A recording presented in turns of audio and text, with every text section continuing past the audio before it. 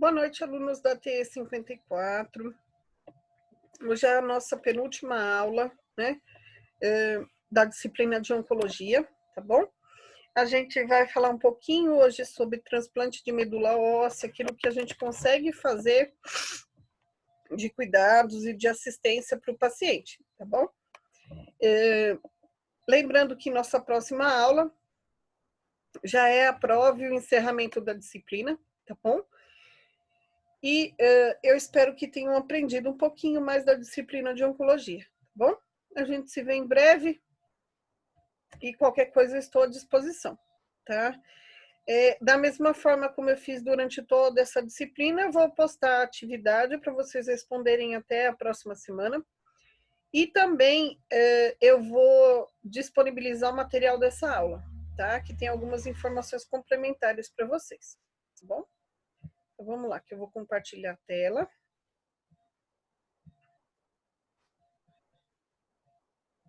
Para a gente poder começar.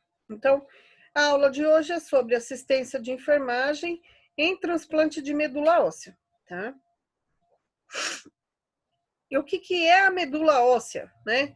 Onde ela se localiza, qual que é a função dela, para que ela serve, né? Então, a gente vai pegar no interior dos ossos, principalmente dos ossos longos, né? Do fêmur, do quadril, né? É onde ela se localiza, tá?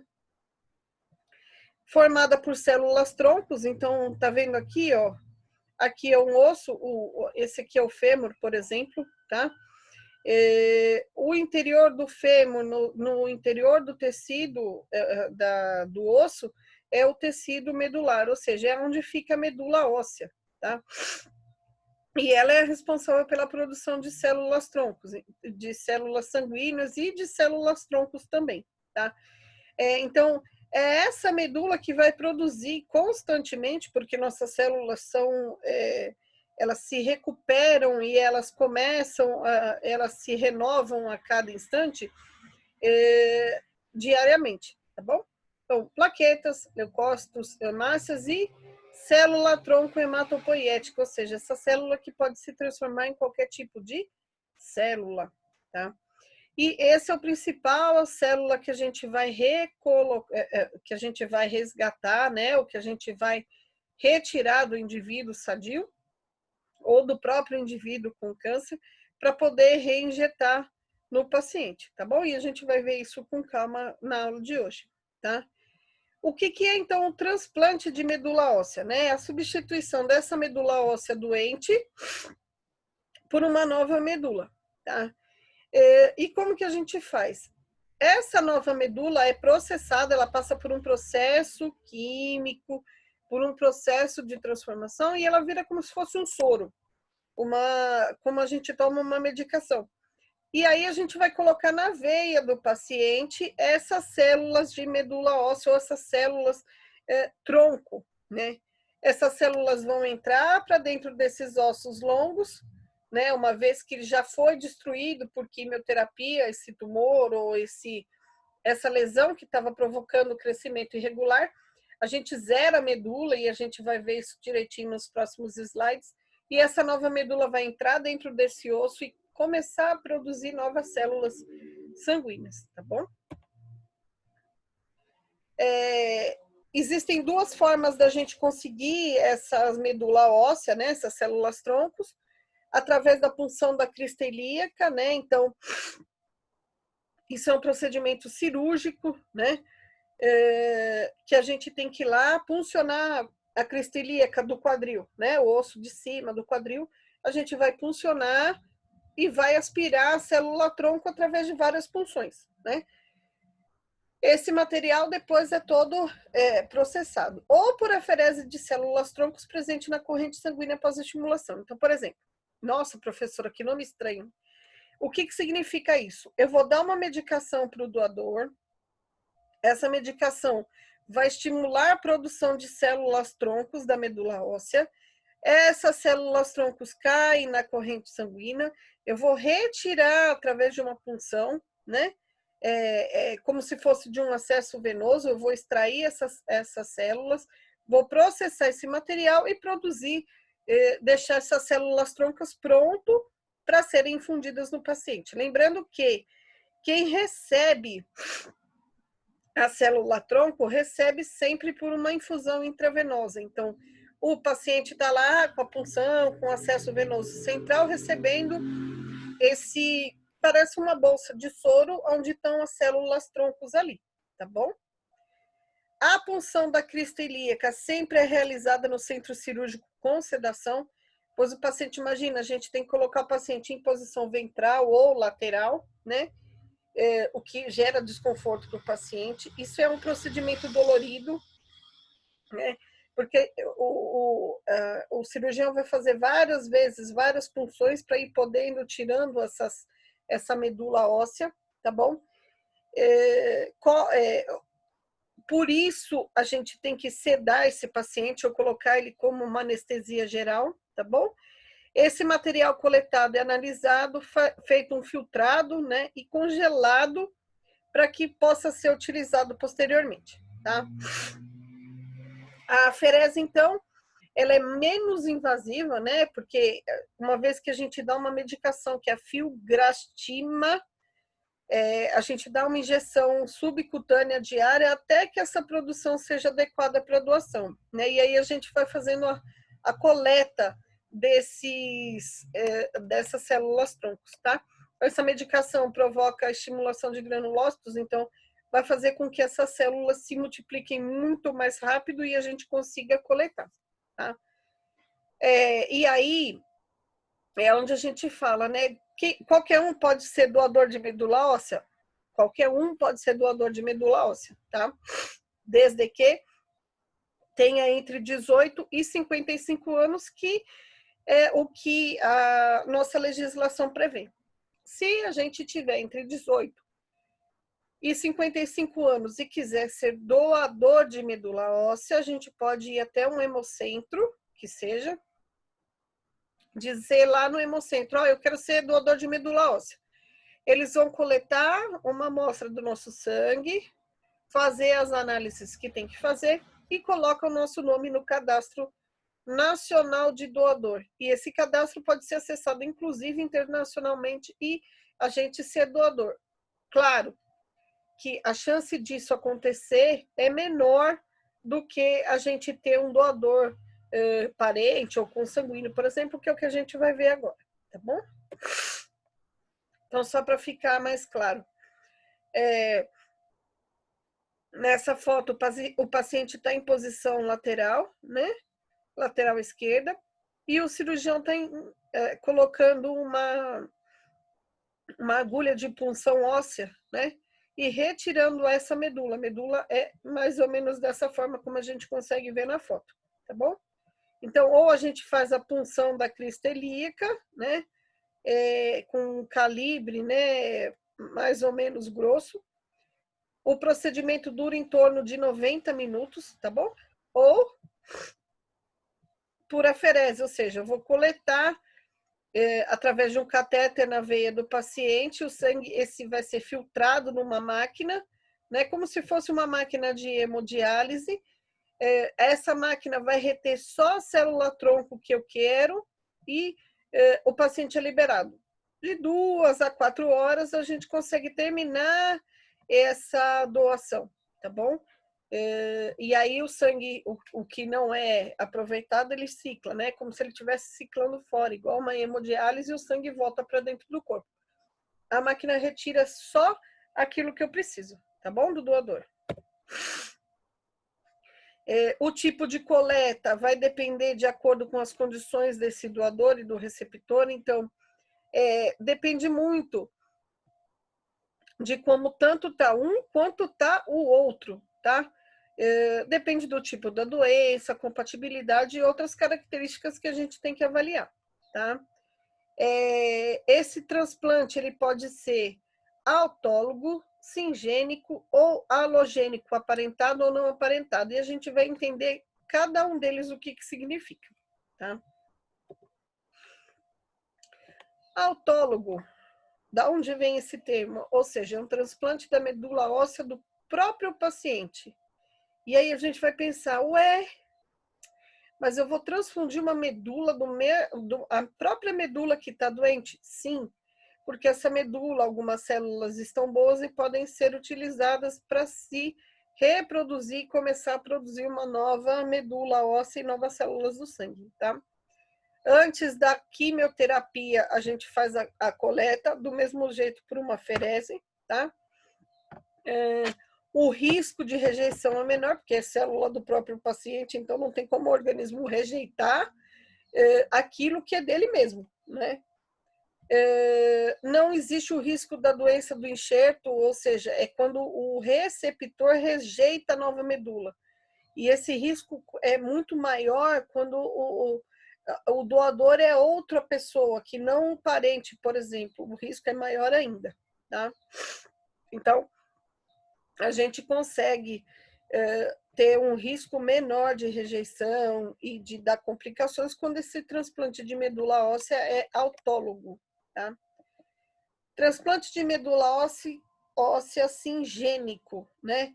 É aquele que ocorre entre irmãos univitelínicos, gêmeos univitelínicos, ou seja, eu tenho um irmão igualzinho a mim, que veio da mesma placenta, que eu sou idêntica a mim mesma, por exemplo, porque dessa forma eu tenho a certeza que a minha célula é a mesma do meu irmão gêmeo, né?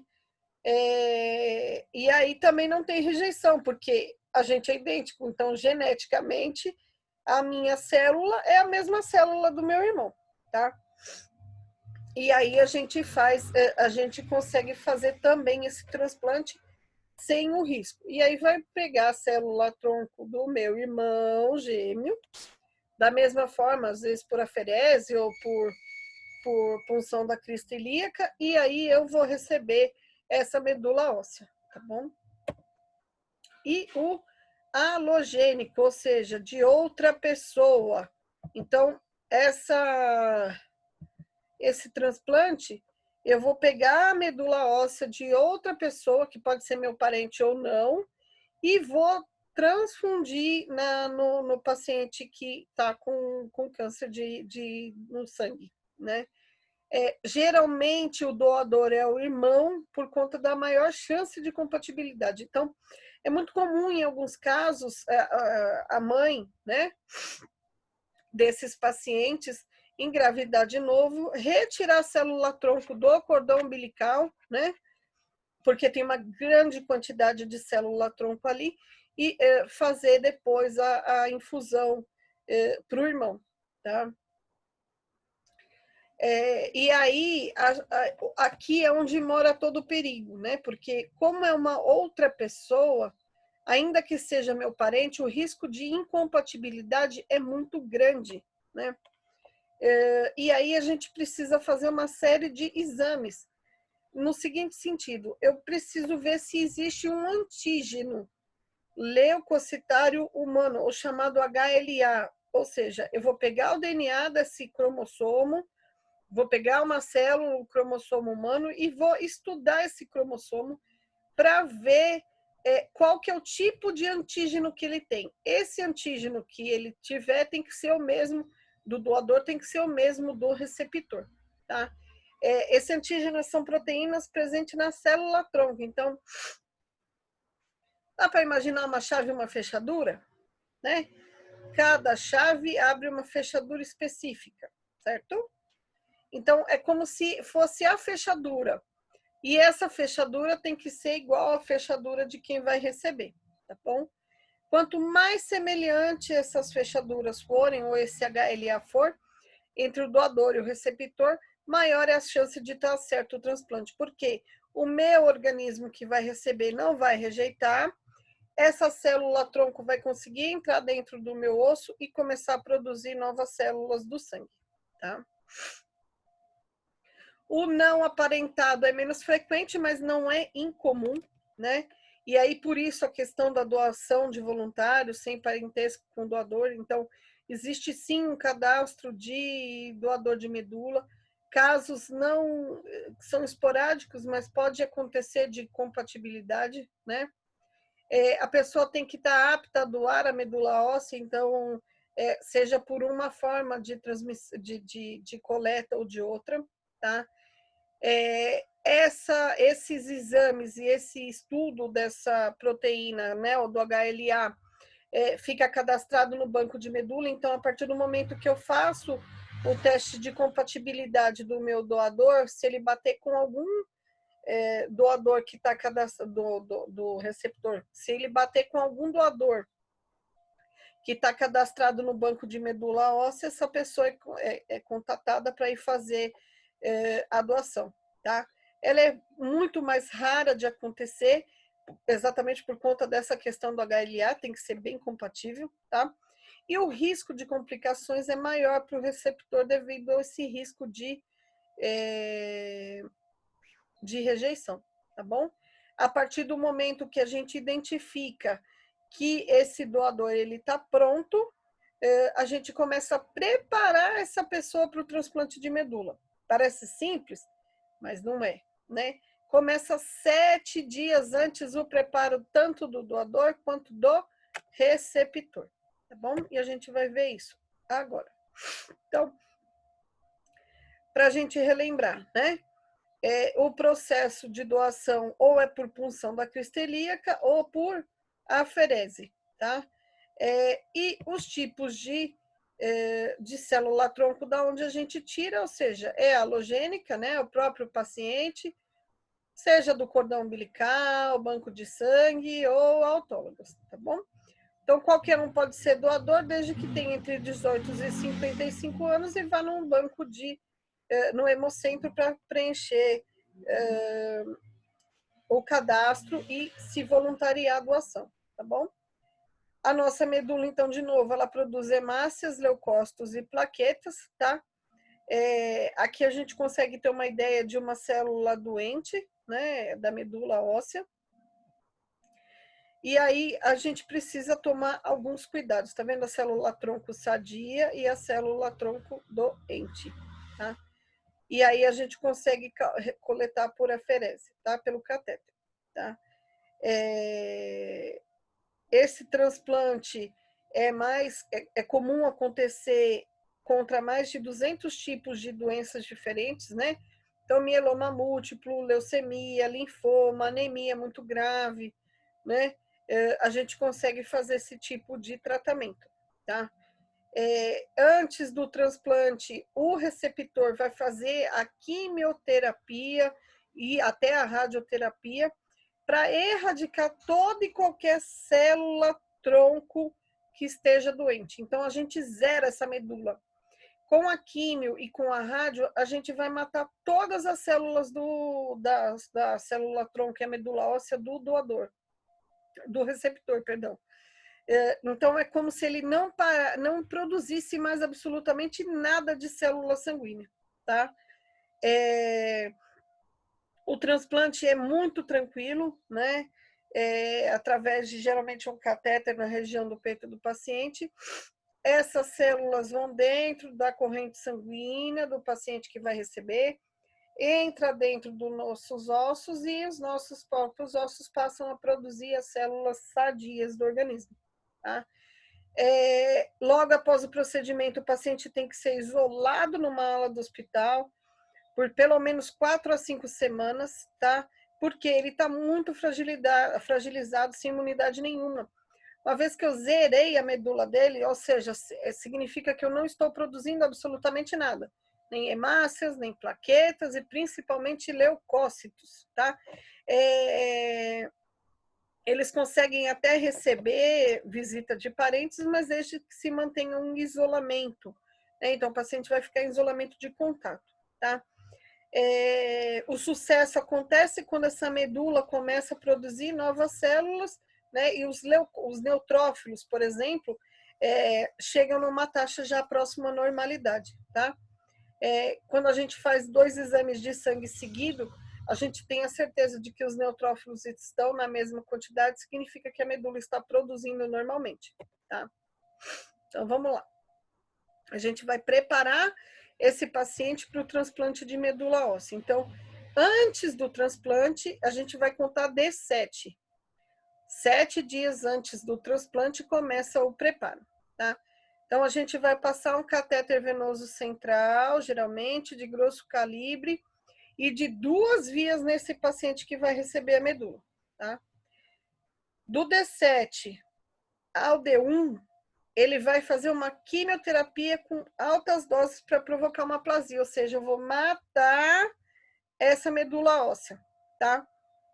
Eu não vou produzir mais absolutamente nenhuma célula-tronco nesse paciente que vai receber, para que essa nova célula que vai chegar consiga produzir novamente essas células, tá? Nesse período, então, ocorre a imunossupressão, tá?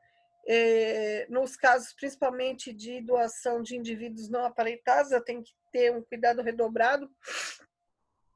Eu tenho que já preparar esse organismo que vai receber com imunossupressor para não ter o perigo de rejeição dessa nova medula quando eu vou receber de um parente, de uma pessoa que não é meu parente, tá? E no D0, ou seja, no 7º dia, eu vou receber, esse doador recebe, esse paciente recebe a medula do doador, tá?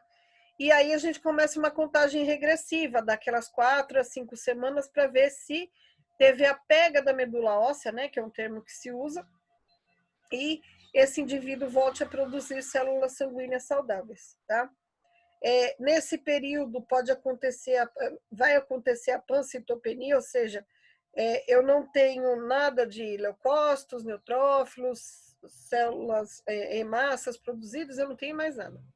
E aí, por conta disso, vem as complicações que podem acontecer, que a gente já viu. Então, mucosite, diarreia, né, e outras complicações esperadas já do procedimento de quimioterapia, tá? Complicações que podem acontecer. Aqui, se a gente for ver numa visão de microscópio, a gente tem uma medula normal e aqui uma medula com doença do enxerto versus hospedeiro, ou seja, o meu organismo está rejeitando o enxerto e destruindo ainda mais a minha medula que ficou, tá? Pode acontecer uma doença veno-oclusiva do fígado, né, que é uma complicação do transplante, principalmente por conta de rejeição, tá? E infecções, porque esse indivíduo está sujeito a tudo e mais um pouco, porque ele não tem mais produção de células de defesa, tá? E vão decorrer de acordo com o tipo de transplante realizado ou da época em que o paciente está nesse período de 4 a 5 semanas, tá? Então, a gente tem que estar bem atento. Cuidados de enfermagem, a gente vai começar com a identificação desse doador, né? E, de novo, avaliar as condições físicas, familiares e econômicas do paciente através de uma equipe multidisciplinar, né? Um trabalho em conjunto, inclusive com assistente social. Por quê? Não adianta eu querer fazer uma doação por aferese, por exemplo, quando o paciente tem algumas limitações para aplicação do uso da medicação, né, subcutânea. Não adianta eu querer fazer uma retirada, uma coleta de medula óssea por punção de crista ilíaca quando o paciente não tem condição física para isso, porque é um procedimento cirúrgico e o risco cirúrgico existe, tá? Então, isso vai depender muito da avaliação que a gente vai fazer, tá? A gente tem que ter muito cuidado com o catéter venoso central, né? Tem que ter todos os cuidados que a gente já viu com a administração da quimioterapia antineoplásica, né? Controle rigoroso e sistemático de sinais vitais, tá? Então, esses pacientes são muito sujeitos às infecções, então tem que estar bem atento a esses sinais vitais. Balanço hídrico rigoroso para ver se esse paciente não está tendo retenção de líquido.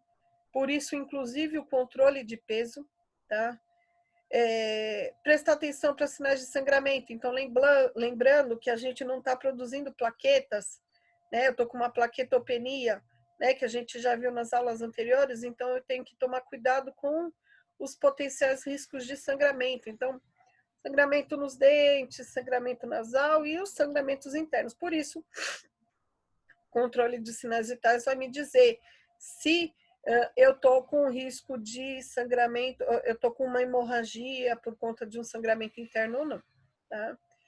Técnica asséptica rigorosa, principalmente durante esse período de aplasia, ou seja, de zera da medula óssea, né? higiene oral rigorosa, porque o risco de infecção pelas bactérias da nossa própria boca é grande, tá? E evitar ao máximo traumas por conta do alto risco de sangramento, né? Essa plaqueta está zerada. Quando está sendo feito a infusão, né? Então, toma cuidado de descongelar essa infusão, caso ela tenha sido preservada em criopreservação, né? Que é no gelo, modo de dizer, né? No nitrogênio líquido que baixa a temperatura da medula, tá? Das células troncos, né? Para esse transplante, né? Fazer administração de medicamentos pré-infusão, né? Para a gente evitar que se tenha uma reação, esses imunossupressores, tá? De novo, controle rigoroso de sinais vitais, tá? E reconhecer complicações cardíacas e pulmonares, porque pode acontecer durante a infusão, tá? Depois que esse paciente recebe, lembrando que ele vai ficar internado de 4 a 5 semanas, a gente tem que ter um controle rigoroso, de novo, e sistemático desses sinais vitais, fazer um balanço hídrico, controle de peso e da circunferência abdominal. Nossa, mas por que eu vou fazer da circunferência abdominal? Lembra lá da doença do fígado? Se o fígado aumentar de tamanho, obrigatoriamente a circunferência abdominal vai aumentar. Se eu estiver retendo líquido, a circunferência abdominal vai aumentar, tá? Continuando, a gente tem que atentar para sinais de sangramentos, tá bom? Mantendo sempre uma técnica ascética rigorosa, esses pacientes vão ser colocados em isolamentos e mantidos em isolamentos, então todo cuidado é pouco, tá? E prestar de novo atenção a todos os sinais de complicações, mucosite, diarreia, a doença venoclusiva do fígado, doença do enxerto e possíveis infecções que esses pacientes estão sujeitos, tá bom? Eu espero que vocês tenham entendido o tema de hoje, né? O transplante de medula óssea, tá bom? E a gente se vê na próxima aula, que já é a nossa prova de encerramento da disciplina. Espero ter contribuído um pouquinho mais com vocês com relação à questão de oncologia. Até a próxima. Tchau, tchau.